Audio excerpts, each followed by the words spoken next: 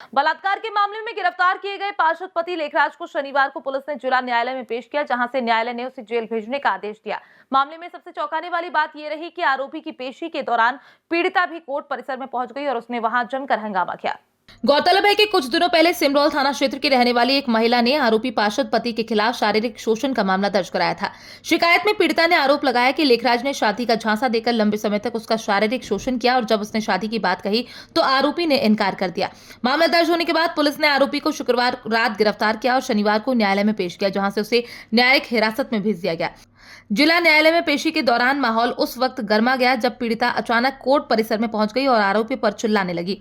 पीड़िता ने आरोपी को देखते ही उस पर हमला कर दिया और थप्पड़ मारते हुए कहा, मेरी जिंदगी क्यों बर्बाद की। इस अप्रत्याशित घटनाक्रम से कोर्ट परिसर में अफरा तफरी मच गई।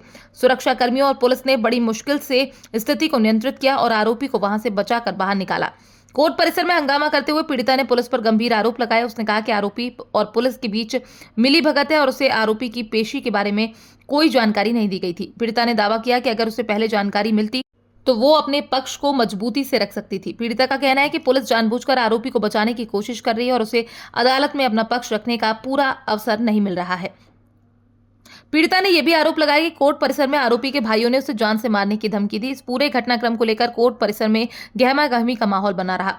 पीड़िता बार-बार अपनी सुरक्षा को लेकर चिंता जताती रही, लेकिन पुलिस इस पर कोई जवाब देने से बचती नजर आई। पीड़िता के हंगामे के कारण कोर्ट परिसर में करीब आधे घंटे तक अफरा तफरी मची रही। पुलिस ने किसी तरह मामले को शांत किया और आरोपी को सुरक्षित जेल भेजने की कार्यवाही की।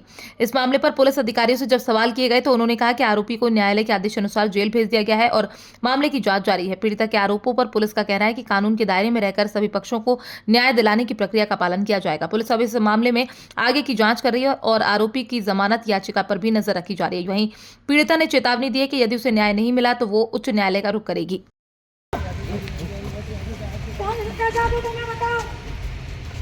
मास्क लगाना तो चेहरा थोड़ी छुप जाएगा। बता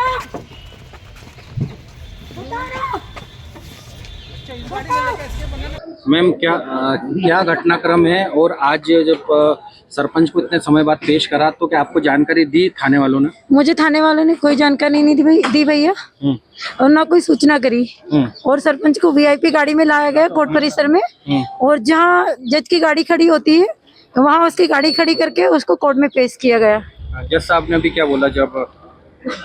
जज साहब ने मुझे बोला कि भाई आपको आना था तो यहाँ आना था। मैंने, सब मुझे सूचना नहीं मिली थी इसलिए मैं नहीं आई यहाँ।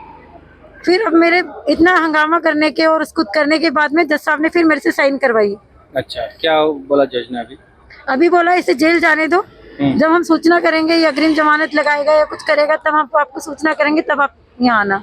सरपंच ने कितने समय तक आपको अपने साथ रखा और क्या वादे करे थे आपसे? सरपंच ने मुझे 2.5 साल तक अपने साथ रखा और किराए के कमरे दिलाए 2-3 जगह बदल बदल के।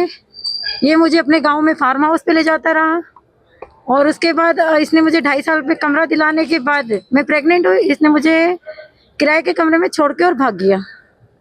इसके बाद इसके परिवार वाले आपको जान से मारने की धमकी भी दे रहे थे। कौन कौन लोग है वो? मुझे इसका भाई दिनेश गिरवार, महेश डाबी, इन लोगों ने बोला है कि तूने कोर्ट परिसर में इतना हंगामा करा है, हम तुझे जान से मार देंगे, तू आ तो सही कोर्ट परिसर से बाहर। अच्छा, पुलिस प्रशासन की सेटिंग बता रहे थे क्या? पुलिस प्रशासन की बहुत सेटिंग है, टीआई साहब की सेटिंग है इससे। अभी टीआई का एक फोन आया था। टीआई का मेरे पास एक फोन आया था।